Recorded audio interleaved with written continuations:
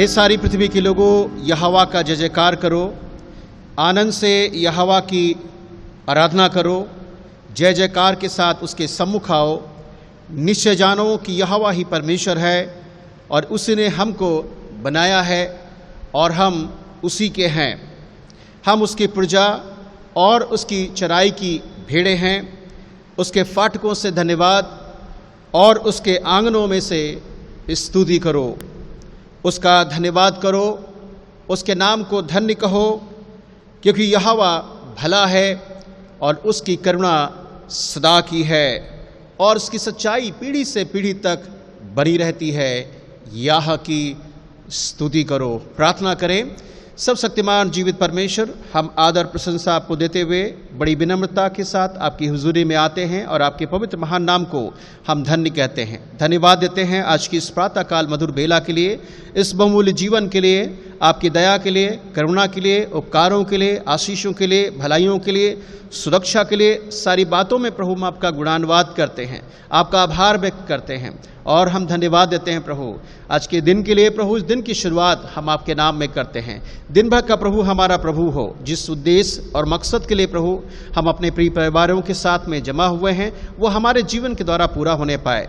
हमारे आराधना उपासना में आगे बढ़ाएं। जब हम आपके गीतों गाते हैं, वचन का मनन ध्यान करते हैं, आपके समक्ष अपने निवेदन विनती प्रार्थना लेकर आते हैं, भेंटें अर्पण करते हैं, सब कुछ आपको स्वीकार योग्य ग्रहण योग्य हो। आराधना का संचालक परमेश्वर पिता आप होइए। पवित्र आत्मा हमारी अगुवाई कीजिए और हम सबको अपने नियंत्रण लीजिए। हमारी भूल चूक खताओं को भी माफ़ करें और अनुग्रह करें, क्योंकि आपका अनुग्रह हमारे जीवन के लिए काफ़ी है। हम सबके साथ हो, सभी दर्शकों के साथ हो, श्रोतागणों के साथ हो, जो समय इस कार्यक्रम को देख रहे हैं, सुन रहे हैं, हर एक को बड़ी बरकत दे। प्रभु इस आराधना को अपने नियंत्रण लीजिए और हर एक को आशीष प्रदान कीजिए। हमारी विनती स्वीकार करें। उद्धारकर्ता प्रभु यीशु मसीह के नाम से मांगते हैं, जिसने इस प्रकार सिखाया। हे हमारे पिता, तू जो स्वर्ग में है, तेरा नाम पवित्र माना जाए, तेरा राज्य आए, तेरी इच्छा जैसे स्वर्ग में पूरी होती है वैसे पृथ्वी पर भी हो। हमारी दिन भर की रोटी आज हमें दे, और जिस प्रकार हमने अपने अपराधियों को क्षमा किया है, तो वैसे हमारे अपराधों को क्षमा कर हमें परीक्षा में न ला, बल्कि बुराई से बचा, क्योंकि राज, पराक्रम और महिमा सदा तेरे है। आमीन। प्रभु यीशु मसीह के मधुर नाम में आप सभी उपस्थित प्रियों को नमस्कार, जय मसीह की। मैं परमेश्वर को धन्यवाद देता हूं एक बार फिर से आज के सुंदर दिन के लिए, जो हमें सितंबर माह के इस प्रथम रविवार में परमेश्वर ने बड़े अनुग्रह, बड़ी दया, बड़ी करुणा के द्वारा प्रदान किया है। आज की आराधना में आप सभी प्रियों का हार्दिक अभिनंदन, स्वागत। परमेश्वर आप सबको बहुतायत की आशीष प्रदान करे। आइए हम इस समय परमेश्वर के वचन को पढ़ेंगे, और जो आज का बाइबल पाठ हमने लिया है बुक ऑफ गैलेशियंस। कृपया हमारे साथ इस बाइबल पाठ को निकालें, जैसा हमने बीते सप्ताह में इस पाठ को पढ़ा था, और उसी के संदर्भ में आज हम परमेश्वर के वचन से प्रभु की आशीष पाने के लिए गलतियों की पत्री हम लोग निकालें। Book of Galatians chapter 1 and verses 11 से लेकर 17 पद तक। गलतियों की पत्री और उसका एक अध्याय 11 पद से 17 पद तक। यहाँ पर इस प्रकार से हमें पढ़ने को मिलता है। पौलुस कहता है, हे भाइयों, मैं तुम्हें बताए देता हूँ कि जो सुसमाचार मैंने सुनाया है वो मनुष्यों का सा नहीं, क्योंकि वो मुझे मनुष्य की ओर से नहीं पहुँचा और ना मुझे सिखाया गया, पर यीशु मसीह के प्रकाशन से मिला है। यहूदी मत में जो पहले मेरा चाल चलन था, उसके विषय तुम सुन चुके हो कि मैं परमेश्वर की कलीसिया को बहुत ही सताता और उसे नष्ट करता था। अपने बहुत से जाति वालों से जो मेरी अवस्था के थे, यहूदी मत में अधिक बढ़ता जाता था और अपने बाप दादाओं की परंपराओं के लिए बहुत ही उत्साही था।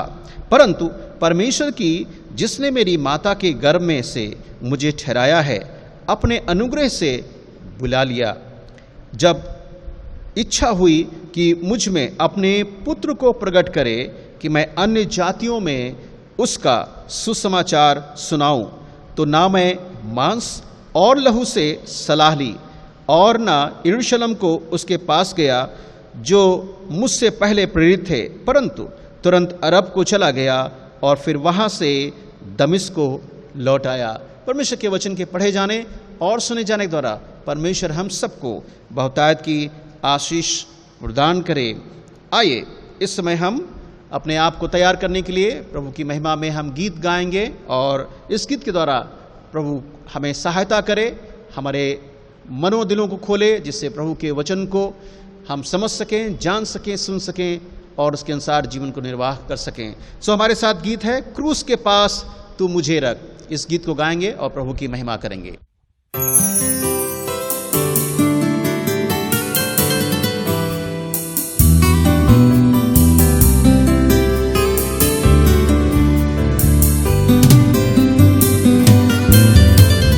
क्रूस के पास तो मुझे रख, यीशु प्यारे त्राता, पापी वहाँ सोते से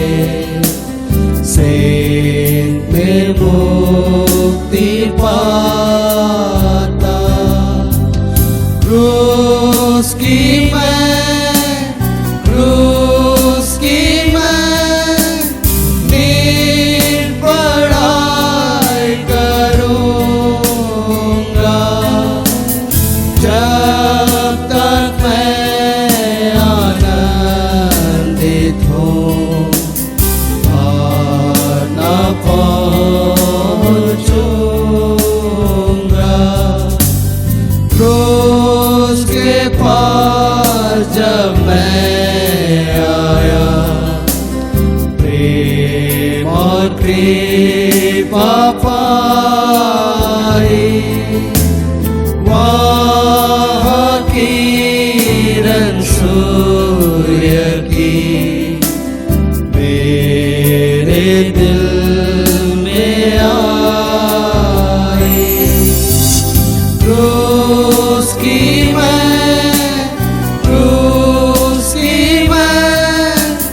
नीत पढ़ाई करूँगा,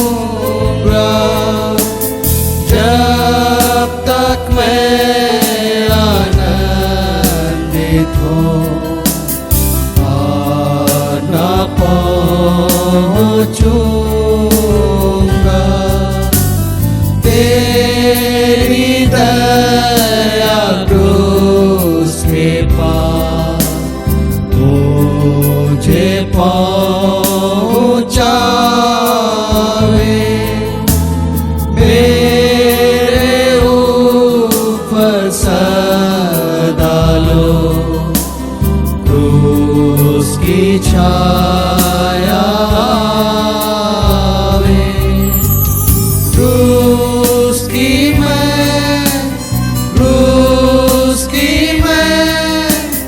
नीत पढ़ाई करूँगा, जब तक मैं आनंदित हूँ और न पहुँचूँगा। क्रूस के पास मैं ठहरूँगा, नीत भरोसा रखे, जब तक मैं न देखूँगा उसको तेरे घर के। क्रूस की मैं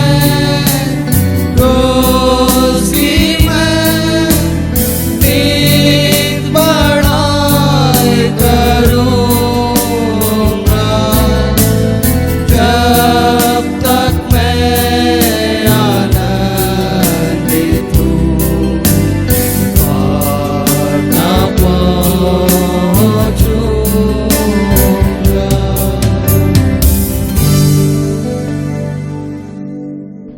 इस समय हम विशेष प्रार्थना की ओर अपना ध्यान केंद्रित करेंगे। मैं आपको याद दिलाना चाहता हूं, यदि आप चाहते हैं कि हम मिलकर आप सबके लिए, आपके परिवारों के लिए, प्रियों के लिए हम प्रार्थना करें। तो आप अपने प्रार्थना निवेदन हमें व्हाट्सएप के माध्यम से, फ़ोन के माध्यम से, चर्च ऑफिस में या व्यक्तिगत तौर से आप हमें भेज सकते हैं, जिससे हम आपके लिए प्रार्थना कर सकें। इस समय हम दुआ करेंगे अपनी कलीसिया के सभी प्रियगणों के लिए, अपने कलीसिया के सभी हमारे जो प्रिय हैं, जो कार्य करते हैं, हम एग्जीक्यूटिव कमेटी, एडवाइजरी कमेटी के लिए और हमारे चर्च की सभी शाखाओं के लिए, हम महिला समिति, वक्फ संघ, Sunday school, church school, BBS church staff के लिए प्रार्थना करेंगे। अपने देश, शहर, राज्य के लिए प्रार्थना करेंगे। बीमार भाई बहनों के लिए प्रार्थना करेंगे जो बीमारी की अवस्था में लंबे समय से हैं, उनके लिए भी हम प्रार्थना करेंगे। बीमारों में बहन एस्तर पीटर के लिए हम दुआ करेंगे। भाई रंजीत रॉय के लिए हम प्रार्थना करेंगे। बहन संगीता प्रधान के लिए प्रार्थना करेंगे। बहन कुसुमता सैमुअल के लिए प्रार्थना करेंगे। भाई पी डेविड के लिए, पहले हॉस्पिटल में एडमिट थे, अब वो घर आ गए हैं, पहले से बेहतर हैं, हम प्रार्थना में याद रखेंगे। भाई सुंदर सेनापति के लिए प्रार्थना करेंगे। भाई सीआर दास के लिए प्रार्थना करेंगे। साथ साथ दुखी परिवार के लिए, डैनियल सिंह के परिवार के लिए, हम उस दुखी परिवार को, जो अपने प्रिय परिवार, अपने प्रियों को पीछे छोड़ कर गए हैं, उनको भी हम याद रखेंगे। आइए हम सारे निवेदनों को प्रभु के पास लेकर आए। आप हमारे साथ प्रार्थना में सहभागी होकर इन विषयों को याद रखें। प्रार्थना करें। आकाश ब्रह्मांड के रचयिता, सृजनहार, पालनहार और तारणहार प्रभु, अद्वैत स्वामी, जीवन के जल, जीवन की रोटी देने वाले प्रभु, असहज से मिलने वाले परमेश्वर, हमारे ऊंचा गढ़, छिपने के स्थान, आप ही एकमात्र सच्चे परमेश्वर हैं। हम इसलिए कोटि कोटि नमन करते हैं और दिल के गहराई से आपको धन्यवाद देते हैं सारे उपकारों के लिए, भलाइयों के लिए, अच्छाइयों के लिए जो भी तक आपने हमारे जीवन में की हैं। हर विपरीत परिस्थितियों में आपने हमें संभाला, सुरक्षित रखा, हर निराशा को आशा में परिवर्तित किया प्रभु, हमारी भौतिक और आत्मिक अवस्थाओं की पूर्ति की, हमारे घराने परिवार को सुरक्षा दी, सुरक्षित रखा, कलीसिया को संभाला। हम दुआ करते हैं शरीर से निरंतर हम प्रभु आपकी भक्ति, भय में, विश्वास, योग्यता में बने रहें। इस समय हम विशेषकर अपनी कलीसिया के लिए प्रार्थना करते हैं और उन सभी विश्वासियों के लिए प्रभु आप अपना अनुग्रह करें। छोटे से लेकर बुजुर्ग तक प्रभु आपका अनुग्रह पाया जाए। कलीसिया निरंतर बढ़े, आत्मिक उन्नति करे, एक दूसरे के लिए प्रार्थना करें और उनकी आत्मिक उन्नति के बारे में सोचे विचारें। हमारी प्रार्थना है परमेश्वर हमारे सभी विश्वासियों को आशीष प्रदान कीजिए। हम प्रार्थना करते हैं परमेश्वर पिता, एग्जीक्यूटिव कमेटी, एडवाइजरी कमेटी के साथ हो, जिस उद्देश्य और कार्य के लिए प्रभु आपने रखा है, आपके डर भय में रहते हुए प्रभु आपके कार्य सेवा को करें प्रभु, अपने ज्ञान में, समझ में, बुद्धि में प्रभु बढ़ाएं और आपका अनुग्रह उनके पर पाया जाए। जितने निर्णय, डिसीजन हो, आपकी अगुवाई और आपके मार्गदर्शन में हो। हम इसी प्रकार जितनी हमारे चर्च की शाखाएं हैं, जिनके नाम लिए गए हैं, उन सभी को स्मरण करते हैं प्रभु। उनके लीडर सगमों के लिए भी प्रभु आने वाले समय में अपनी जिम्मेदारी को भली भांति निभा सकें और प्रभु आपकी महिमा बढ़ाए उनके माध्यम से हो सके। प्रभु हमारी प्रार्थना है हमारी सभी शाखाओं को आशीष प्रदान कीजिए परमेश्वर पिता। हम इस समय बीमार भाई बहनों के लिए जिनके नाम लिए गए हैं उनको स्मरण करते हैं और आपके अनुग्रह के सिंहासन समीप लेकर आते हैं। प्रभु अपना अनुग्रह करें और उन्हें पूरी रीत से शिफा और चंगाई बख्शे, स्वस्थ होकर आपको धन्यवाद दे सके, गवाही कारण बन सके और उनकी हर निर्बलता, दुर्बलता, असहायपन, लाचारी, कष्ट, पीड़ा, तकलीफ, मानसिक तनाव, चिंताएं प्रभु उनके जीवन से दूर हो प्रभु, स्वस्थ कर प्रभु आपकी महिमा करें। हमारी प्रार्थना हर एक के साथ हो परमेश्वर पिता। इस समय हम दुखी परिवार को, जिन्होंने अपने प्रिय परिवार को पीछे छोड़कर इस संसार से चले गए, हमारी प्रार्थना है उस दुखी परिवार को आप संभालें, तसल्ली, इत्मीनान, शांति, सांत्वना प्रदान करें परमेश्वर। और उस कमी को जो कोई पूरा नहीं कर सकता है अपनी उपस्थिति के द्वारा पूरा करें। हम प्रार्थना करते हैं हमारे देश, शहर, राज्य पर आपका अनुग्रह पाया जाए। भारत सरकार, राज्य सरकार पर भी आपका आशीष भरा हाथ बना रहे प्रभु और सारे प्रशासनिक अधिकारियों के लिए भी हम प्रार्थना करते हैं। हर एक पर आपकी दृष्टि बनी रहे। हमारे देश में चैन अमन पाया जाए। जो लोग निराशा में हैं, जो कष्ट में हैं, पीड़ा में हैं प्रभु, बहुत सारे लोग इस वैश्विक महामारी का सामना कर रहे हैं। बहुत सारे लोगों के रोजगार चले गए हैं, परिवारों को चलाने की आर्थिक तंगी है और बहुत सारे जवान जो हैं अपने जीवन को ख़त्म कर रहे हैं। हमारी प्रार्थना है परमेश्वर आप ऐसे लोगों के जीवन में कार्य करें परमेश्वर पिता। आप उनको संभालें और उनकी सुधि लें और प्रभु उनकी जरूरतों अवस्थाओं को पूरा करें। वे निराशा से निकलें, बाहर आएँ परमेश्वर पिता और प्रभु उनके जीवन में आप कार्य करें परमेश्वर पिता। उन सब के साथ हो। हमारे सभी देशवासियों पर भी आपका अनुग्रह पाया जाए परमेश्वर पिता। हम प्रार्थना करते हैं परमेश्वर निरंतर हम आपके ज्ञान में, पहचान में, बुद्धि में, विवेक में बढ़ें और आपकी महिमा का कारण बने प्रभु। हम आपके दास दासियों के लिए प्रार्थना करते हैं, पास्टर, प्रचारक, एवेंजलिस्ट, सेवक सेविकाओं के लिए, स्थानीय कलीसियाओं के लिए और सभी वैश्विक कलीसियाएँ हैं उनके लिए भी हम प्रार्थना करते हैं प्रभु। उन सभी प्रियों के साथ होना परमेश्वर, उन दुख सताव जोखिम में प्रभु आप उनकी सहायता करना, सुरक्षा प्रदान करना, उनकी अवस्थाओं को पूरा करना परमेश्वर, उनकी सेवा को आशीषित और फलवंत करना परमेश्वर पिता। निरंतर वे प्रभु आपकी पहचान में बढ़ें और आपकी महिमा का कारण हो। और प्रभु एक बड़ी फसल, एक बड़ी कटनी आने वाले समय में प्रभु आपकी अगुवाई में वे काटने वाले सकें।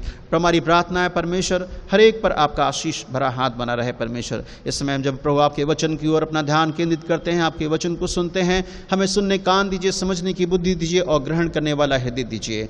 हम सबके साथ बड़ी बरकत दे। हमारी प्रार्थना स्वीकार करें। उद्धारकर्ता प्रभु यीशु मसीह के नाम से मांगते हैं, आमीन। परमेश्वर हम सबको आशीष दे। इस समय हम परमेश्वर के वचन की ओर अपना ध्यान केंद्रित करेंगे। गलतियों की पत्री 1 अध्याय 11 पद से 17 पद तक पढ़ा गया है। हम उस पर मनन करेंगे और आज देखेंगे कि प्रभु इस वचन के द्वारा हमसे क्या बताना और सिखाना चाहता है।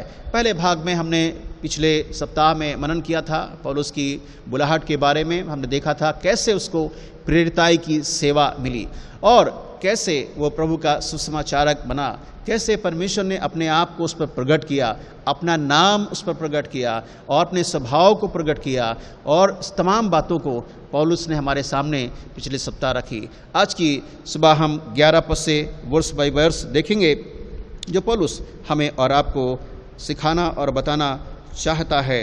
हम देखेंगे 11 पद से। 11 पद में इस प्रकार से लिखा हुआ, हे भाइयों, मैं तुम्हें बताए देता हूँ जो सुसमाचार मैंने सुनाया है वे मनुष्य का नहीं, क्योंकि वो मुझे मनुष्य की ओर से नहीं पहुँचा और न मुझे सिखाया गया, पर यीशु मसीह के प्रकाशन से मिला है। 11-12 पद में आप देखेंगे कि पौलुस जो परमेश्वर के वचन को, सुसमाचार को गलतिया के विश्वासियों को जो बताया, सुनाया, तो यहाँ बताना चाहता है कि वो किसी व्यक्ति विशेष के माध्यम से उसको नहीं मिला, ना वो उस वचन में, उस सुसमाचार में कोई कहानी थी, ना उनके मत थे, किसी व्यक्ति के द्वारा उसने इस वचन को नहीं प्राप्त किया। और आगे वो बताना चाहता है ना मनुष्यों के विचार थे, ना भाव थे, ना उसमें ना मनुष्यों का ज्ञान था, ना कोई मन गढ़ंत कहानी थी, ना कोई स्टोरी थी, पर वो कहता है I received as a gift from the lord. वो कहता है मैंने परमेश्वर से एक तोहफा के रूप में, एक उपहार के रूप में मैंने परमेश्वर के वचन को, सुसमाचार को प्राप्त किया और परमेश्वर ने मुझे दिया, प्रभु ने मुझे सिखाया और प्रभु ने मुझे ट्रेन भी किया। और हम परमेश्वर के वचन से जब देखते हैं तो पौलुस इस बात को 11 और 12 पद में बताना, वो कहता है मुझे ये सुसमाचार इंसानों की ओर से नहीं, मनुष्यों के द्वारा नहीं, किसी संस्था के द्वारा नहीं, कि कोई विशेष व्यक्ति के द्वारा नहीं, किसी ग्रुप के द्वारा नहीं, बल्कि वो कहता है मुझे परमेश्वर ने दिया है। कब? जब वो दमास्कस रोड पे था, वहाँ पर परमेश्वर से उसकी वार्तालाप होती है और परमेश्वर उससे बातचीत करता है। और इसलिए पौलुस कहना चाहता है उस सुसमाचार के बारे में जो पहली बात यहाँ 11-12 पद में कहता है, पौलुस ने जो वचन प्रचार किया वो प्रभु की ओर से उसे प्राप्त हुआ है। हम पहला कुरिन्थियों में अगर आप पढ़ेंगे 2 अध्याय में तो वो क्या कहना चाहता है, 7 पद में अगर आप देखेंगे तो लिखा है, हम तो परमेश्वर का वो गुप्त ज्ञान व भेद जो परमेश्वर की ओर से मुझे मिला है, जो परमेश्वर ने सनातन काल से हमारे लिए ठहराया है, और कहता है जिसे इस संसार के हाकिमों में से किसी ने नहीं जाना, क्योंकि यदि वे जान लेते तो उस तेजोमय प्रभु को क्रूस पर नहीं चढ़ाते। पौलुस एक रहस्य की बात यहाँ पर बताता है, कहता है जो परमेश्वर का जो वचन है वो देश मिस्ट्री, वो एक भेद है, वो गुप्त ज्ञान है, वो एक ऐसा ज्ञान है जो संसार के लोग अपनी शक्ति, अपनी बुद्धि, अपने विवेक, अपने ज्ञान और अपनी कला के माध्यम से उस परमेश्वर के भेद को नहीं प्राप्त कर सकते हैं। पर पौलुस कहता है वो भेद हमें कैसे मिलेगा, वो प्रभु की हुजूरी में आकर के, परमेश्वर की उपस्थिति में आकर, समर्पण के साथ, प्रार्थना के द्वारा, और हमारे अंदर एक ललक, लालसा, जिज्ञासा, एक जील हो प्रभु के वचन को जानने के लिए, तभी परमेश्वर हम पर अपने उस गुप्त भेद को प्रकट करता है। यूहन्ना के ऊपर अपना भेद को प्रकट किया, पौलुस के ऊपर भी अपना भेद प्रकट किया, डैनियल के ऊपर अपना भेद प्रकट किया, यूसुफ के ऊपर अपना भेद प्रकट किया, और तमाम परमेश्वर के दास दासियों पर, मूसा के बारे में पढ़ते हैं, परमेश्वर ने मूसा के ऊपर अपने उस वचन को, उस भेदों को प्रकट किया जो हमें और आपको पुराने नियम 5 पहली आरंभिक पुस्तकों में वो लिखता है। सो हम देखते हैं पौलुस बताना चाहता है जो परमेश्वर जो वचन वचन देता है वो किसी मनुष्य और किसी व्यक्ति विशेष के द्वारा उसे नहीं मिला, मगर परमेश्वर ने उसे दिया है। और इसलिए पौलुस यहाँ बताना चाहता है कि वो भेद जो है परमेश्वर ने मुझ पर रिवील किया, प्रगट किया, मुझे बताया। और हम जब देखते हैं परमेश्वर ने दमास्कस रोड पे जब वो बात करता है तो वो कहता है I will teach you, I will train you, मैं तुझे सिखाऊंगा और मैं तुझे बताऊंगा। जब पौलुस तीतुस को लिखता है तो वहां पर भी इसके बारे में कहता ठीक समय पर परमेश्वर ने अपने वचन को मुझ पर प्रकट किया। In the mean time, in the right time, in the correct time, ऐसा बोलता है कि सही समय पर, नियुक्त समय पर परमेश्वर ने मुझ पर अपने वचन को प्रकट किया कि मैं उस वचन को अपने जीवन में गंभीरता से लेकर उस उद्धारकर्ता की बात को लेकर लिखा है, जो कहता है मुझे सौंपा गया है मैं ठीक ठीक बता सकूं, सुना सकूं, उसमें किसी प्रकार की बटरिंग या मिलावट या कुछ ऐसा मिक्सचर ना कर सकूं, पर जो परमेश्वर का वचन खरा है, सच्चाई का है, शुद्ध है, पवित्र है, परिवर्तन लाने वाला है, उसको मैं बता सकूं। तो पौलुस जो परमेश्वर से जो उसने प्राप्त किया और वही वचन लोगों के मध्य में सुनाता है। गलतिया की कलीसिया को बताना चाहता है कि जो वचन मुझे परमेश्वर की ओर से मिला है मैंने तुमको वही सुनाया, और उसके माध्यम से कलीसिया गलतिया में परिवर्तन आया, कलीसिया जो गलतिया कलीसिया थी उसमें बदलाव आया और लोगों ने प्रभु को जाना। जब परमेश्वर की ओर से वचन होता है तो लोगों के जीवन को परिवर्तित करता है, कन्विक्ट करता है, उनकी आत्मा को कायल करता है, उनके कठोर हृदय को तोड़ता है, उन्हें दीन और नम्र बनाता है और परमेश्वर का वचन के हृदय में कार्य करता है। सो पौलुस यही बताना चाहता है कि जो परमेश्वर ने वचन दिया मैंने ठीक ठीक उसका प्रचार गलतिया की कलीसिया को किया। और इसलिए क्यों किया, वचन क्यों उसको सौंपा गया, इसलिए फिर तो काम अगर 26 अध्याय पढ़ेंगे 18 पद वहां पर आप देख सकते हैं। इस पद को मेरे साथ निकाल सकते हैं। Book of Acts chapter 26 and verse 18 में यहां लिखा है कि परमेश्वर ने सुसमाचार मुझे इसलिए दिया और परमेश्वर ने से कहा कि तू उनकी आंखें खोले। किसकी आंखें? गलतियों के, विश्वासियों के। और तमाम जहां जहां वो अपनी 3 मिशनरी यात्राओं के दरमियान गया, उनके मध्य में जब सुसमाचार प्रचार किया तो परमेश्वर ने उनकी आत्मिक आंखों खोला। संसारिक आंखें उनकी थी पर वे आत्मिक आंखें उनकी बंद थी। पौलुस इस बात को कहना चाहता है, क्या उसने कहा कि मैं इसलिए तुझे ये वचन दिया है कि तू उनकी आंखें खोले। कौन सी आंखें? आत्मिक आंखों की बात कर रहा है। संसारिक आंखें उनकी थी पर उन पर पर्दा पड़ा था, वे सच्चाई से अनभिज्ञ थे, सच्चाई से दूर थे, सच्चाई उनके जीवन में कार्य नहीं कर रही थी। और पौलुस को परमेश्वर ने इसलिए वचन दिया कि लोगों की आंखें खुलें और वे सत्य को वो जान सकें। बाइबल कहती है सत्य को जानोगे तो सत्य तुम्हें स्वतंत्र और आजाद करेगा। और उसी पद में अगर देखें, और दूसरी बात लिखा है अंधकार से वे ज्योति की ओर फ्रेम। पौलुस बात को कहता है people are living in the darkness, जैसा वचन भी कहता है लोग अंधकार की वादी में रहते, मौत की छाया में रह रहे थे। पर लिखा जब परमेश्वर के वचन का प्रकाशन हुआ, जब परमेश्वर के वचन की मनादी हुई, जब परमेश्वर के वचन को सुनाया गया तो लोग अंधकार से निकलकर ज्योति में दाखिल हुए। और इसलिए प्रभु यीशु मसीह ने अपने वचन में कहा, उसने कहा मैं जगत की ज्योति हूं, जो मुझ पर विश्वास करेगा वो कभी भी अंधकार में कभी भी ना चलेगा। सब पौलुस को परमेश्वर ने आदेश जो दिया, वचन दिया कि लोगों की आंखें खोलें। दूसरी बात यहां कहता है कि वे लोग अंधकार से ज्योति की ओर फिरें, वे उस सच्चे जीवन के दाता, वो सच्चे जीवित परमेश्वर को लोग जान सकें। और तीसरी बात उसी में कहता है कि वह शैतान के अधिकार से परमेश्वर की ओर फिरे। फ्रॉम द डेविल्स वर्क, जो उनके जीवन में थे, जो कार्य करते थे, उनमें फंसे थे, उनकी गुलामी में थे और उसमें बंधे हुए थे, उस शैतान के बंधन से वे निकल करके वे परमेश्वर की ओर फिरे। मतलब दूसरे शब्दों में पौलुस कहता है कि वे परमेश्वर को जाने। They must aware of the true living God। वे एक सच्चे जीवित ईश्वर को, परमेश्वर को, उस रचयिता को, सृजनहार को वे जानने वाले हो सकें।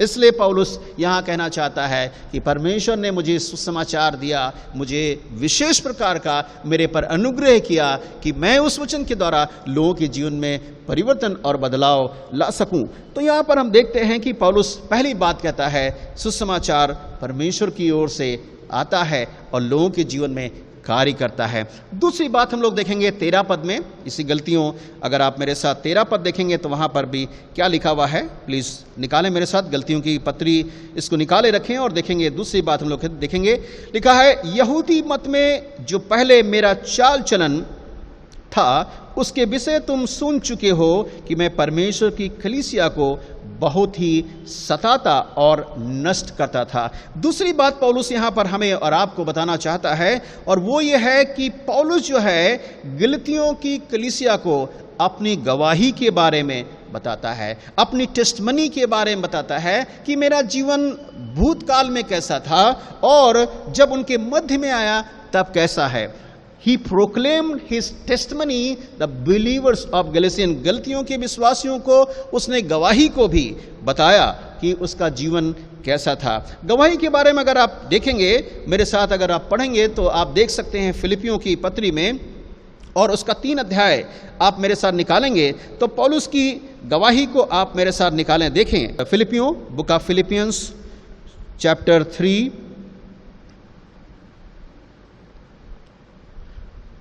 और उसका 5 पद से देखेंगे उसकी गवाही पहले कैसी थी। वो कहना चाहता है मैं संसार तौर से I was religious but not righteous, मैं धार्मिकता के बारे में जो मैं जानता था, रिलीजियस तौर से मैं मजबूत था पर धर्मी में नहीं था। पर कहता कि मैं संपूर्ण से मेरी आंखें बंद थी। वो क्या कहना चाहता है, सुनिए ध्यान से। 5 पद में लिखा 8वें दिन मेरा खतना हुआ जो था सर्कमसिजन, उसके बारे में बताना चाहता है कि वो किस तरह से उसका यहूदी मत के अनुसार उसका हुआ। फिर लिखा इस्राएल के वंश का था, फिर कहता मैं बिन्यामीन के गोत्र का था, इब्रानियों का इब्रानी था, व्यवस्था के विषय में कहो तो मैं फरीसी हूँ। मतलब वो सब कुछ जानता था संसारिक रीत से, पर आत्मिक तौर से spiritually he was blind. Worldly he new everything, वो सब कुछ जानता था, बट आत्मिक तौर से वो ब्लाइंड था, उसका ज्ञान अधूरा था। इसलिए पौलुस बताता भी लिखता है कि अभी तो मेरा ज्ञान अधूरा है। सो मेरे प्रियो यहाँ पर क्या फिर आगे कहता है 6 पद में, उत्साह के विषय में कहो तो कलीसिया का सताने वाला था, और व्यवस्था की धार्मिकता के विषय में कहो तो मैं निर्दोष था। कहता है मैं I was religious but spiritually I was blind. को कहना चाहिए मैं धार्मिकता को मैं जानता था, मैं व्यवस्था को अच्छी तरह जानता था, पर मेरा लगाव, मेरा परमेश्वर को व्यक्तिगत तौर से जो मेरा जानना वो मुझसे अनभिज्ञ था, मैं उसे संपूर्ण से नहीं जानता था। कब मैं जाना उसको, जब मेरी मुलाकात दमास्कस रोड पे थे। तो पुरानी लाइफ को, पुरानी गवाही को अपनी बताता है। मेरे प्रियो, जब हम अपनी गवाही को बताएं तो मेरा लाइफ कैसा था लोगों के जीवन में, that should be impact in the believers life, और वो गवाही सटीक हो और संक्षिप्त हो और अच्छी हो जो विश्वासियों के जीवन में कार्य कर सके। तो इसने अपने सारी धार्मिक कामों के बारे में, रिलीजियस एक्टिविटी के बारे में, और जो कुछ उसने ज्ञान बुद्धि उसने प्राप्त किया उन सब के बारे में वो बताना चाहता है। पर कहता जो बातें मेरे लाभ की थी उन्हीं को मैंने मसीह के कारण हानि समझ लिया। आगे जब उसके जीवन बदलाव आता है, परिवर्तन आता है, पौलुस बताना चाहता है यहाँ पर, कहता है कि मैं पहले कैसा था, पर जब मैंने प्रभु को जान लिया, प्रभु ने मेरे जीवन में कार्य किया, मेरा जीवन परिवर्तित हो गया। इसी फिलिपियों 3 अध्याय में, और आप मेरे साथ अगर 9 पद को आप देखेंगे तो वहां पर आप देख सकते हैं उसका परिवर्तित जीवन, बदलने के बाद जीवन, उसका नया जीवन कैसे हुआ। नए जीवन की गवाही भी गलतियों की कलीसिया को बताया और उसमें परिवर्तित लोगों के जीवन बदलाव और परिवर्तन आया। 3 अध्याय और उसका 9 पद से अगर आप मेरे साथ पढ़ेंगे तो क्या क्या वो गवाही रखता है। वो कहता है जब मैंने प्रभु को जान लिया तो मेरी डिजायर थी, मेरी इच्छा थी, मेरी अभिलाषा थी, मेरा संकल्प था, मेरा निर्णय था कि मैं, 9 पद में क्या कहता है, कहता है I may be found in him.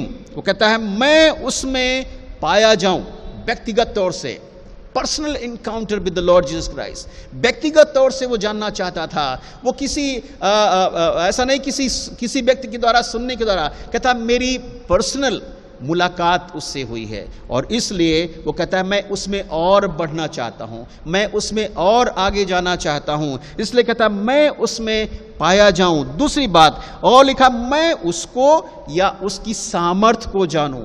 ये अब पुरानी जो जीवन था वो बदलने के बाद में नए जीवन में बदलाव आया, तब वो कहता है मेरी एक जिज्ञासा है, मेरी लालसा है कि मैं दैनिक जीवन में, कहता है मैं उसको व उसकी सामर्थ्य को जानने पाऊं। एक चेष्टा हमारे अंदर होती है, एक जिज्ञासा होना चाहिए, एक जील होना चाहिए हमारे दैनिक जीवन में कि हमारा लगाव, हमारा रिश्ता, हमारा रिलेशन प्रभु के साथ कैसा है। पौलुस ने इस कार्य को अपने जीवन में किया। वो व्यक्तिगत तौर से प्रभु को और जानना चाहता है, परमेश्वर की सामर्थ्य को जानना चाहता है, और इसलिए परमेश्वर ने उसको सामर्थ्य दी। दमास्कस रोड पर जब निर्बल था, दुर्बल था, असहाय था, कमजोर था, बलहीन हो गया, परमेश्वर ने उसको सामर्थ्य दिया, और इसलिए पौलुस आगे अपनी गवाही को रखता है, I can do everything in him who strengthen me. वो कहता है मैं उसमें सब कुछ कर सकता हूं जो मुझे सामर्थ्य देता है। तो उसने परमेश्वर की सामर्थ्य का अनुभव किया। आगे क्या कहता है, कहता मैं उसके दुखों को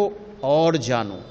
पौलुस की जिज्ञासा है कि मैं अपने जब उसकी सेवा करूं, उसके कार्य को आगे बढ़ाऊं, तो यदि मैं सताव का सामना करूं, उससे पीछे ना हटूं, मैं अपने आप को हाइड ना करूं, मैं उन दुखों को भी जानने पाऊं, मुझे अवसर मिले कि यीशु मसीह किस रीति से सताया गया। यदि मेरे जीवन में दुख आते हैं तो मैं रेडी हूं। पौलुस कहता है मैं उसके दुखों को भी अपने जीवन में सह सकूं, उसके लिए मैं सह सकूं, for the sake of Christ and his task, उसके लिए, उसके सेवा के लिए मैं उन दुखों को भी सहने के लिए तैयार हूं। कहता है, आगे कहता है चौथी बात, मैं मसीह को प्राप्त करूं या मसीह में पाया जाऊं। I may remain him, I may abide in him. वो कहता है मैं उसमें बना रहूं, उसमें पाया जाऊं, उसमें जुड़ा रहूं, ऐसा पौलुस कहता है। आगे उसी फिलिपियों की पत्री में कहता है और उसकी मृत्यु की समानता में प्राप्त करूं। वो कहता है यदि मेरी मृत्यु होती है तो मैं यही कहूंगा कि परमेश्वर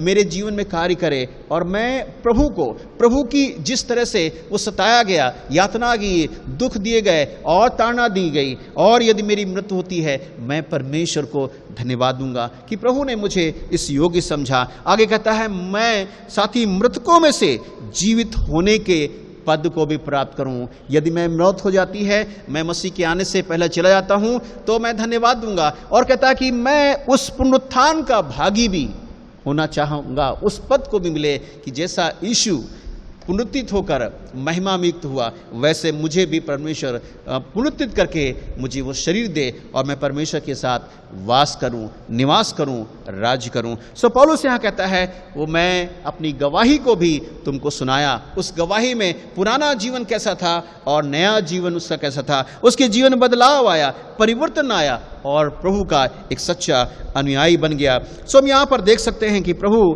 का दास वहाँ पर बताता है कि उसकी गवाही को उसने प्रस्तुत किया। तीसरी बात हम लोग देखेंगे जो हमें 15 पद में हमें पढ़ने को मिलता है। 15 पद आप मेरे साथ गलतियों 1 अध्याय 15 पद देखेंगे। लिखा परंतु परमेश्वर की जिसने मुझे मेरी माता के गर्भ में से मुझे ठहराया और अपने अनुग्रह से मुझे बुला लिया। तीसरी बात पौलुस गलतियों के विश्वासियों के सामने ये रखता है कि पौलुस की जो बुलाहट थी वो प्रभु की ओर से थी। पौलुस called by from the lord, not from man and women. So वो कहना चाहता है कि परमेश्वर ने उसको बुलाहट दी और उसको बुलाया, और वो कहता है इसी 15 पद में कि मुझे माता के गर्भ से उसने मुझे चुन लिया और अपने अनुग्रह से, बाय ग्रेस। पौलुस जब अपनी लेखनी में लिखता है सेवरल टाइम जो है उसने अपने परमेश्वर के ग्रेस के बारे में बताता है, अनुग्रह अनुग्रह अनुग्रह अनुग्रह। लास्ट हमने अपने वचन में अनुग्रह के बारे में आपको बताया था। सो कहता अनुग्रह के द्वारा मुझे परमेश्वर ने बुलाया है और मुझे सिखाया भी। जब दूसरा पत्रस हम 1 अध्याय में पढ़ते हैं तो कहता है पौलुस विश्वासियों को इनकरेज करता है, कहता है हे भाइयों अपने बुलाए जाने और चुने जाने को जानो और अपने सिद्ध करने का यत्न करो। अपने आप को prove yourself. When the Lord calls you, you must prove yourself that Lord has called you. जब आपको परमेश्वर बुलाए तब आप अपने आप को इस योग्य करें, सिद्ध करें, यस कि यस परमेश्वर ने मुझे बुलाया है। और पौलुस ने अपने आप को सिद्ध किया। पौलुस ने एक सच्चा सेवक बना। पौलुस परमेश्वर के खातिर दुख उठाया, पौलुस के यातना उसने सही और एक सच्चा सेवक बना रहा। और इसलिए आप देखें नए नियम की आधी पुस्तक पौलुस के द्वारा लिखी गई है। आधी किताब जो है पौलुस के माध्यम से लिखे, सबसे ज़्यादा मिशनरी यात्रा उसने की, सबसे ज़्यादा वचन का सुसमाचार उसने सुनाया। परमेश्वर ने विशेष रूप से उसके जीवन में एक रेवलेशन, प्रकाशन दिया और विशेष प्रकार का वचन उसके जीवन दिया, कार्य दिया, बुलाया उसको, और इसलिए बुलाया कि परमेश्वर अपनी सेवा के लिए उसको खड़ा करे। हम जब यिर्मयाह की पुस्तक पढ़ते हैं, बुक ऑफ यिर्मयाह, मेरे साथ अगर आप निकालेंगे, यिर्मयाह को जो बुलाया गया तो कैसे बुलाया गया। बुक ऑफ यिर्मयाह चैप्टर 1 एंड वर्स 5, यिर्मयाह की पुस्तक मेरे साथ निकालेंगे और उसका 1 अध्याय हम लोग देख लेंगे। यिर्मयाह की पुस्तक और उसका 1 अध्याय और 5 पद से यहाँ पर लिखा है। यिर्मयाह क्या कहता है, उसको कैसे बुलाया गया। पौलुस कहता है, परमेश्वर ने मुझे माता के गर्भ से ही मुझे चुन लिया। यिर्मयाह कुछ कहना चाहता है कि उसको जो बुलाया गया तो कैसे बुलाया गया। आप इसको पढ़ करके मनन कर सकते हैं। कहता है, गर्भ में रचने से पहले ही मैंने तुझ पर चित्त लगाया और उत्पन्न होने से ही पहले मैंने तुझे अभिषेक किया। When the Lord called Jeremiah, परमेश्वर ने जब यिर्मयाह को बुलाया तो कहता है, मैंने तुझे माता के गर्भ में तुझे मैंने चुन लिया था, जन्म लेने से पहले मैंने ठहराया, अनॉइंटेड यू, अभिषेक भी किया। और कहता है कि मैंने इसलिए अभिषेक किया कि मैं तुझे जातियों के लिए भविष्यवक्ता ठहराऊं। और कहता है, तब मैंने कहा, हाय प्रभु, देख मैं तो बोलना ही नहीं जानता हूं क्योंकि मैं लड़का हूं। कहता, मैं प्रभु मैं बोल नहीं सकता हूं क्योंकि मैं अभी बच्चा हूं। आगे परमेश्वर उससे बातचीत करता है और उससे कहता है कि मैं तुझे सिखाऊंगा, मैं तुझे ट्रेन करूंगा, मैं तुझे अपना वचन दूंगा। और आगे जब आप देखेंगे 7 पद में तो परमेश्वर यिर्मयाह को आश्वासन देता है। क्या यिर्मयाह को आश्वासन, सुनिए ध्यान से।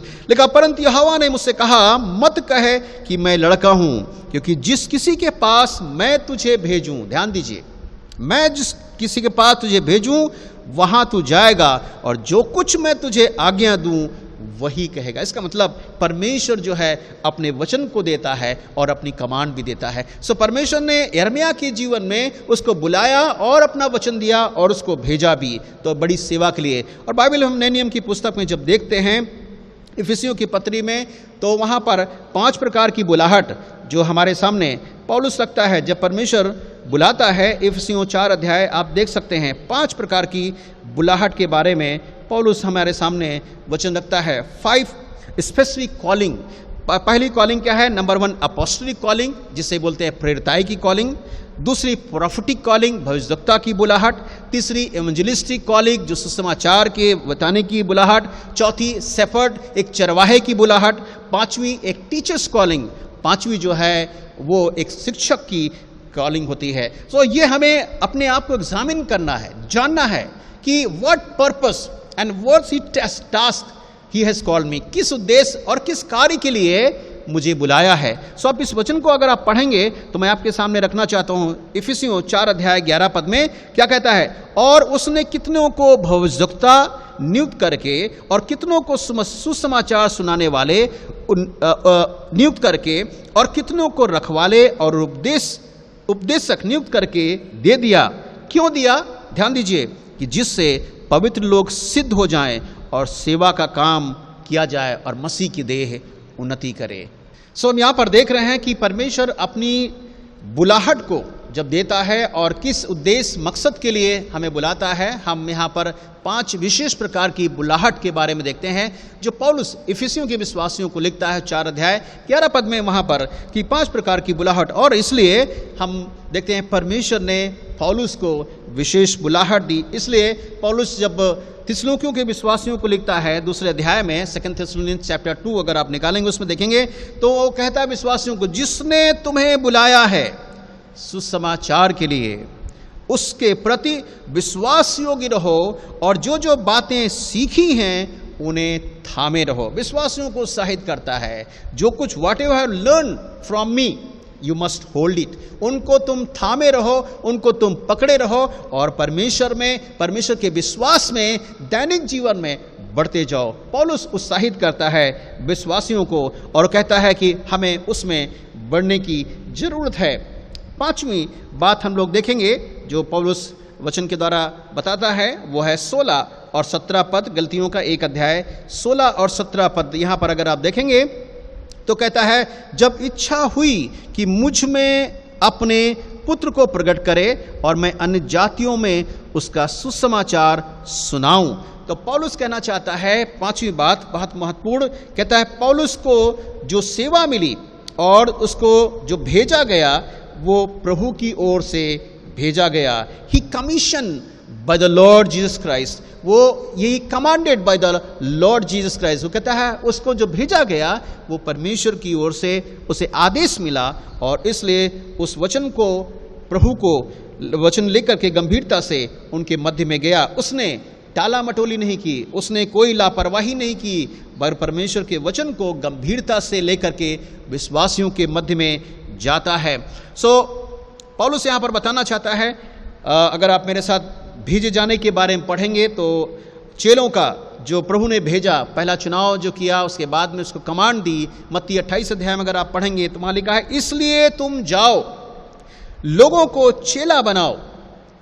आप देख सकते हैं क्या क्या बताना है, गो इनटू द वर्ल्ड या गो टू इंटायर वर्ल्ड, पूरे संसार में तुम जाओ। और आपको मालूम है परमेश्वर के शिष्यों ने, जिनको परमेश्वर ने ठहराया, एक ही चेला शिष्य थोमा, जो प्रभु की अगुवाई में भारत में आया अपने, और किस तरह से वचन को लेकर के मलाबार में उसने किया और प्रभु के लोगों ने जाना, ब्राह्मण परिवार के लोगों ने प्रभु को जाना, उनके मध्य में रिवाइवल आया, परिवर्तन आया और परमेश्वर की सुसमाचार की लौ उनके मध्य में आई और उस रोशनी को उन्होंने प्राप्त किया। और हम देखते हैं परमेश्वर एक बड़ा रिवाइवल साउथ में लेकर आया और उसके माध्यम से नॉर्थ में और तमाम डिफरेंट पार्ट ऑफ इंडिया हम देख सकते हैं कि प्रभु के वचन को थोमा के माध्यम से आया। उससे पहले शिष्यों को जब बताया कि गो टू इंटायर वर्ल्ड, प्रभु के वचन को लेकर सारे संसार में तुम चले जाओ, और क्या किया, नंबर 2, मेक देम डिसाइपल, उनको चेला बनाओ, से सीखे।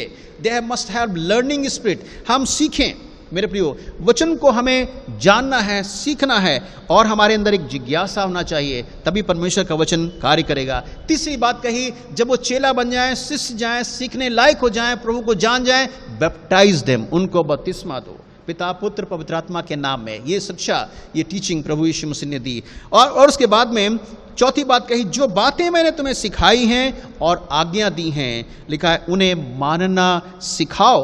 और 5वीं बात वो प्रॉमिस करता है कि behold I will with you till the end of this age, मैं तुम्हारे साथ में इस जगत के अंत तक रहूंगा, ये उसका वादा था। और मेरे प्रियो, परमेश्वर के उन शिष्यों ने, चेलों ने, जिन्होंने उसकी बुलाहट को अपने जीवन में लिया और उसके लिए निकल पड़े, परमेश्वर उनको इस्तेमाल किया, परमेश्वर ने उनको उपयोग किया, परमेश्वर उनको उनके माध्यम से एक शार्प इंस्ट्रूमेंट बनाया, एक ऐसा यंत्र बनाया जो परमेश्वर ने अपने कार्य सेवा के लिए ठहराया और इस्तेमाल भी किया। पौलुस को उनमें से एक था। कैसे वो व्यक्ति कलीसिया का सताने वाला था, कलीसिया को नष्ट करता था, विश्वासियों पर जुल्म अत्याचार ढाता था, उनको बंदी गृह में डालता था। एक उसके पर राइट अधिकार था। कब? जब वो प्रभु को जब तक नहीं जाना, पर जब उसने प्रभु को जान लिया, उसके जीवन में बदलाव आया, परिवर्तन आया, उसने अपने जीवन को प्रभु के हाथों में दे दिया और वो संकल्प करता है, कहता है मैं उसको जानूं, मैं उसमें पाया जाऊं और मैं उसके दुखों को जानूं। उसने अपने लाइफ को प्रभु के लिए दे दिया और प्रभु के लिए, कार्य के लिए निकल पड़ा। और लिखा है, अगर आप प्रेरितों काम 9 अध्याय पढ़ेंगे तो लिखा है वो वचन दमास्कस से ही प्रचार करना शुरू किया। प्रभु ने उससे कहा अपने पैरों पर खड़ा हो। अगर आप देखेंगे तो प्रभु ने उसे विशेष अधिकार दिया और आदेश दिया। 26 अध्याय अगर आप प्रेरितों काम पढ़ेंगे तो वहां पर प्रभु ने 16 पद में अगर आप देखेंगे तो लिखा है, परंतु प्रभु ने उससे कहा कि पौलुस तो उठ और अपने पांवों पर खड़ा हो और मैं तुझे भेजता हूं। परमेश्वर ने उसके ताकत दी, सामर्थ दी, बल दिया, बुद्धि दिया, विवेक दिया, ज्ञान दिया, अपना वचन दिया, प्रकाशन दिया और उसको सामर्थ से परिपूर्ण करके, और लिखा है द लॉर्ड सेंड हिम, उसने कहा मैं तुझे भेजता हूं। क्यों भेजता हूं? कि लोगों की आंखों को खोले, जिनके आंखों पर पर्दा पड़े, सच्चाई से अनभिज्ञ हैं, जो अंधकार में जीवन व्यतीत कर रहे हैं, बंधुआई में जीवन व्यतीत कर रहे हैं और जो ऐसे समस्याओं में घिरे हुए हैं। और कहता है मैं उनके मध्य में जाकर वचन को सुनाऊं। सो पौलुस की सेवकाई एक विशेष सेवकाई थी जो परमेश्वर ने उसे दी और परमेश्वर के माध्यम से उसको पाया और लोगों के मध्य में दिया। लोगों के जीवन बदलाव, परिवर्तन आया, लोगों ने प्रभु को जाना, अपना जीवन प्रभु को समर्पण किया। सो परमेश्वर का दास पौलुस कहता है कि मेरा भेजा जाना जो है वो प्रभु की ओर से हुआ। जब प्रेरितों काम में जब वो लिखता है तो वो उस बात को यहाँ पर लिखता है। प्रेरितों काम के विश्वासियों के बारे में अगर आप देखेंगे तो वहाँ के कलीसिया में किस तरह से कार्य हुआ, लोगों के जीवन में कार्य हुआ। 2 पीटर अगर चैप्टर 3 अगर आप निकालेंगे तो वहाँ पर हम देख सकते हैं कि प्रभु ने लोगों को क्यों भेजा या पौलुस को क्यों भेजा, ये बात बताना चाहता है। परमेश्वर क्यों भेजता है लोगों के मध्य में, एक बड़े भेद की बात पौलुस कहना चाहता है।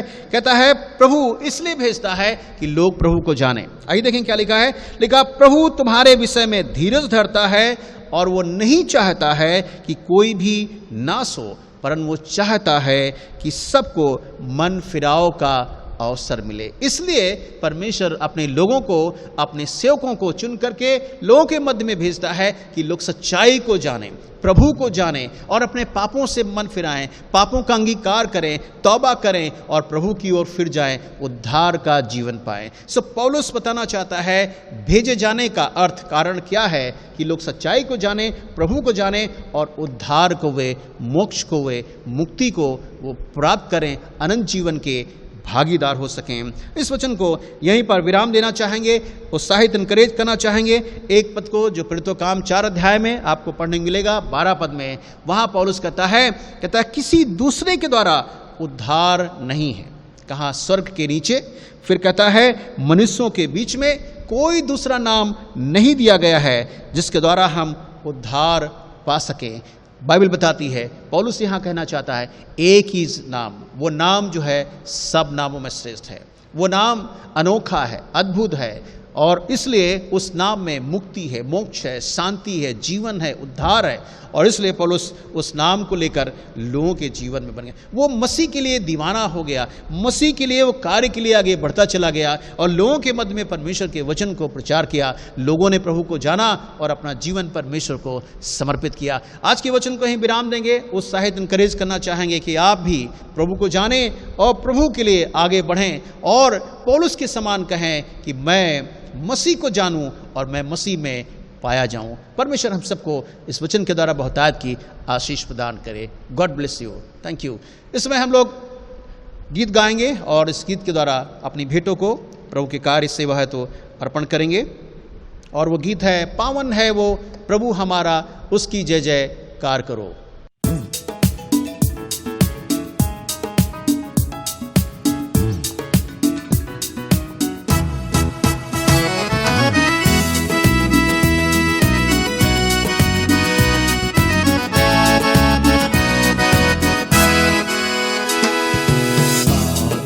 है वो प्रभु हमारा, उसकी जय जयकार करो।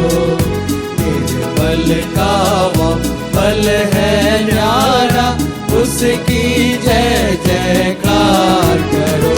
जय हो जय हो जय हो जय हो जय हो जय हो।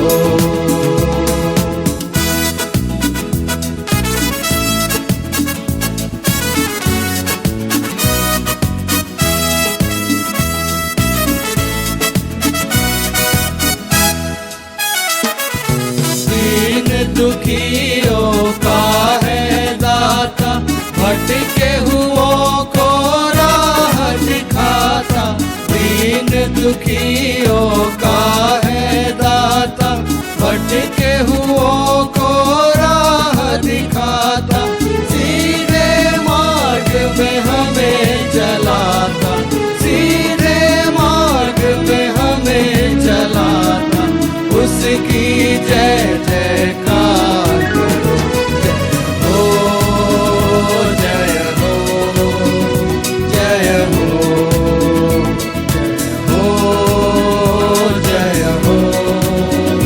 जय हो।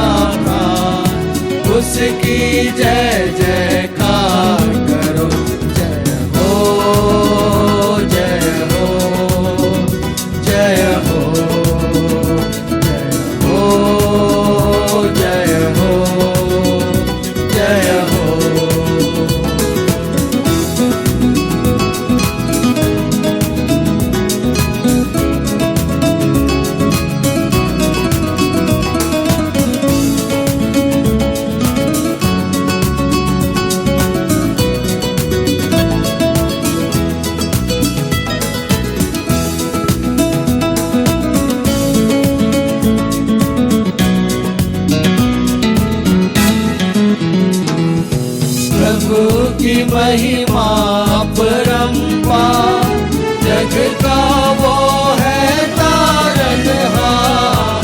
प्रभु की महिमा अपरंपार, जग का वो है तारनहार।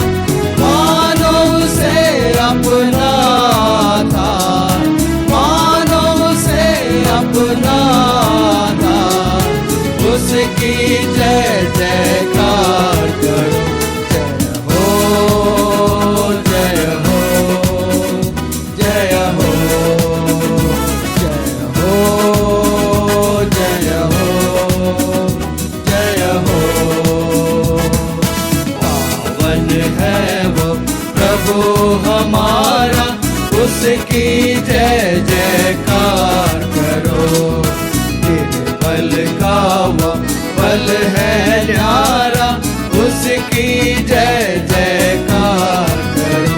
जय हो, जय हो, जय हो, जय हो, जय हो, जय हो,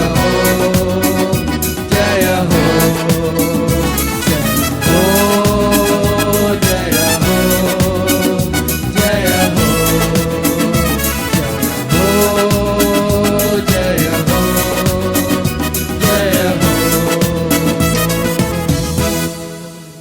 इस समय हम अपने स्थानों पर खड़े हो जाएंगे और हम प्रार्थना करेंगे सारी भेंटों के लिए और आप सबके लिए दुआ करें।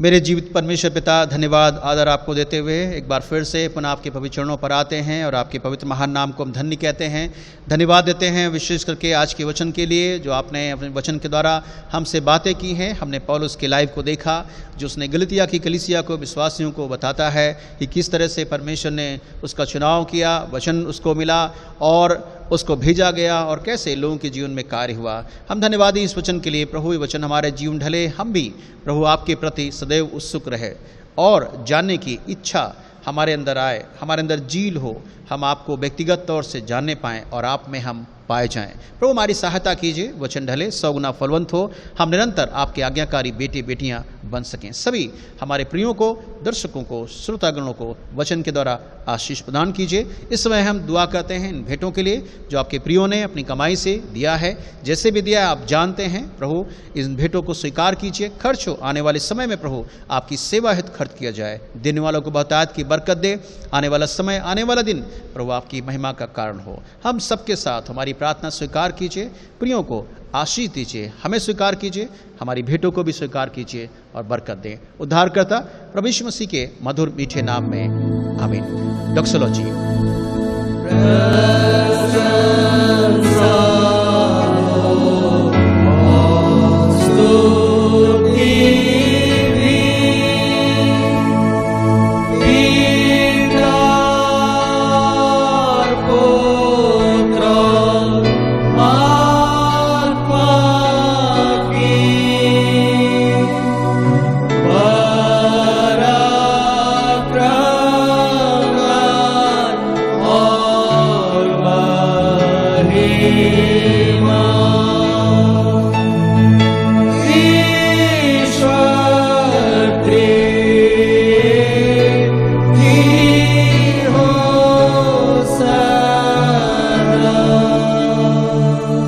हमारे प्रभु यीशु मसीह का अनुग्रह है, पिता परमेश्वर का प्रेम, पवित्र आत्मा की सहभागिता, संगति और शांति प्रभु यीशु मसीह के दूसरे आगमन तक हम सभी प्रियों के साथ, संसार के समस्त विश्वासियों और कलीसियाओं के साथ युगान युगान तक होती रहे। आमीन।